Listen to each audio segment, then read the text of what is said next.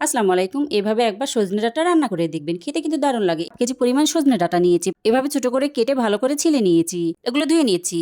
এর সঙ্গে একটা ছোট আলু ও একটা পটল নিয়েছি। এগুলো ঝুরি করে কেটে নিয়েছি। তার সঙ্গে একটা ছোট সাইজের টমেটো দিয়েছি। 8-9টা কাঁচামরিচ, 6টা শুকনো মরিচ, 1 চামচ হলুদ সরিষা ও 2 চামচ কালো সরিষা 1/3 কাপ পানি দিয়ে ব্লেন্ড করে নিয়েছি। এটার ভিতরে আলুগুলো দিয়ে দিলাম। 1 চামচ আদা রসুন বাটা, 1.5 চামচ লবণ, 1/2 চামচ জিরা গুঁড়া, 1/2 চামচ হলুদ গুঁড়া, সরিষা বাটাগুলো দিয়ে দিলাম ও 2 টেবিল চামচ পরিমাণ তেল। আমি এভাবে সবগুলো মেখে নিয়েছি। এর ভিতরে 1/2 কাপ পানি দিয়ে দিলাম। পানি দিয়ে ভালো করে এভাবে সমান করে দিলাম। এবার ঢাকনা দিয়ে ঢেকে দিলাম পুরোপুরি সিদ্ধ হওয়ার জন্য। সবগুলো সিদ্ধ হয়ে গেছে। এই অবস্থায় নামিয়ে নিতে হবে। এবার কড়াইয়ে 1/4 কাপ তেল দিলাম। তার সঙ্গে বড় সাইজের 2টা পেঁয়াজ কুচি, একটা রসুন কুচি ও কয়েকটা শুকনো মরিচ নিয়েছি। শুকনো মরিচগুলো প্রথমে ভেজে নিলাম। পেঁয়াজ ও রসুনগুলো দিয়ে দিলাম। ভেজানো হয়ে গেলে 1 চামচ পাঁচফোড়ন দিয়েছি। ওইটাও ভালো করে একটু ভেজে নিলাম। ভিতরে রান্না করা সজনে ডাঁটাগুলো দিয়ে দিলাম। এর ভিতরে স্বাদ অনুযায়ী লবণ দিলাম। আবারও ভালো করে মিশিয়ে নামিয়ে নিলাম। এভাবে একবার সজনে ডাঁটা রান্না করে দেখবেন। সবাই একদম আঙুল চেটে পুটে খাবে। খেতে এত মজা। আল্লাহ হাফেজ।